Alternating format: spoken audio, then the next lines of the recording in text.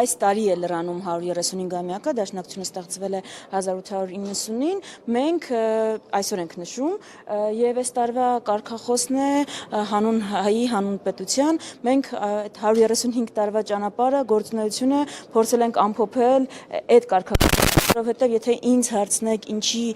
մասին է դաշնակցությունը, ինչի մասին է դաշնակցության 135 տարվա պատմությունը, դա իր ժողովրդի մասին է, դա պետականության ստեղծելու, պահպանելու մասին է, որպես ժողովրդի անվտանգության բարձրագույն ձև, դա հայկական ինքնությունը պահպանելու մասին է, եւ դրա համար պատահական չի, որ այդ կարգախոսն է, պատահական չի, որ կտեսնեք խորհրդանիշերի մեջ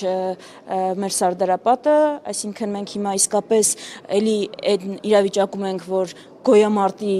տրամաբանության մեջ ենք եւ այդ գոյամարտը, հաղթական գոյամարտը պետք է եւս մեկ անգամ տալ։ Դրա համար պետք է հավատ, ուժ եւ մենք այսօր կլսեք բանախոսներին,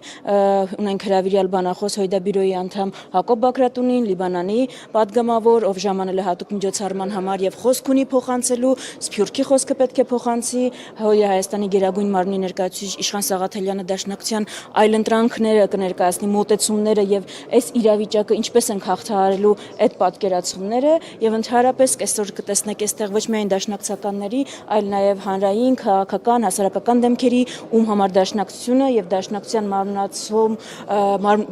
մարմնացնող արժեքները իսկապես իրենց համար էլ է արժեք եւ մեզ հետ կիսում են այս տոնը, որի կապակցությամբ եւս մեկ անգամ շնորհակալ։ Տիկին Վարդանյան, իսկ 135 տարվա պատմության մեջ, այսպես ասած, ինչն է, որ մնացել է անփոփոխ կուսակցության մեջ։ Գաղափարը, արժեհամակարգը եւ պայքարը։ Մեր 135 տարվա պատմությունը, պայքարի պատմություն է, այդ ճանապարհին եղել են պարտություններ, բայց մենք երբեք չենք հաշտվել այդ պարտությունների հետ, երբեք հանձնվողականությունը ու հաշտվողականությունը որպես ճանապարհ չենք դիտարկել, մենք անսխալական կամ անպարտ չենք, բայց մենք չենք դադարել պայքարել։ Ուրեմն 135 տարվա ընթացքում անփոփոխ է եղել պայքարը, անփոփոխ է եղել մեր արժեհամակարգը, որը ամփոփված է այս տարվա կարգախոսի մեջ նաև մեր ժողովրդի համար պայքարելը, մեր ժողովրդի ինքնության ու անվտանգության համար պայքարելը, դուք դաշնակցության ցանկացած գործողություն, եթե հարցնեք ինչու է արվել ու մի քիչ փորձենք խորանալ, կտեսնենք, որ արվել է ժողովրդի համար, այդ պահին ունեցած տեղեկությունով, այդ պահին ունեցած պատկերացումներով հիմքը բայց եղել է մեր ժողովրդի անվտանգությունը եւ պետականությունը ու դաշնակցության համար անփոփոխ է նպատակները, արժեհամակարգը ու մի պարզ բան, մենք գիտենք, սովորել ենք, մեր արյունով ենք սովորել, որ հանձնվելը ճանապարհ չի, պայքարն է, որ դուռ կարող է բացել։ Ներքևում փակցված են պաստառներ դաշնակցության ծնունդից մինչև մեր օրեր, որպես երիտասարդ դաշնակցական, այստեղ հրավիրված մյուս դաշնակցականների համեմատ, դուք կա որևէ ժամանակահատված, որ առանձնացրել եք եւ ձեզ համար կարեւոր է այդ հատվածը մյուսներից։ Կարծում եմ, եթե գոնե ինձ համար ամենամեծ գործը, որ արել է դաշնակցությունը, բազմաթիվ գործերի շրջանակում պետականաստեղծ ուժ լինելն է, որովհետև մենք մեր հազարամյա պատմությունով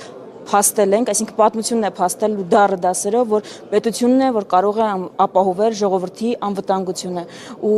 եթե դուք անգամ դաշնակցությանը մեղադրանքներ ունեք, հարցեր ունեք, մի բանում գոնե պիտի կոնսենսուս ունենանք ու շնորհակալություն հայտնենք այս ուժին, որովհետև եթե 1918-ին չստանձնվեր պատասխանատվություն եւ չստեղծվեր պետություն, մենք հիմա դժվար թե ունենայինք երրորդ հանրապետությունը։ Պետություն ստեղծելը, Հայաստանի առաջին հանրապետությունը, որի հիման վրա կայացավ հետո երկրորդը, երրորդը արդեն ու հուսով եմ, որ այս ընթացքը կշարունակվի, կարծում եմ ամենամեծ գործերից է, եթե ոչ ամենամեծը։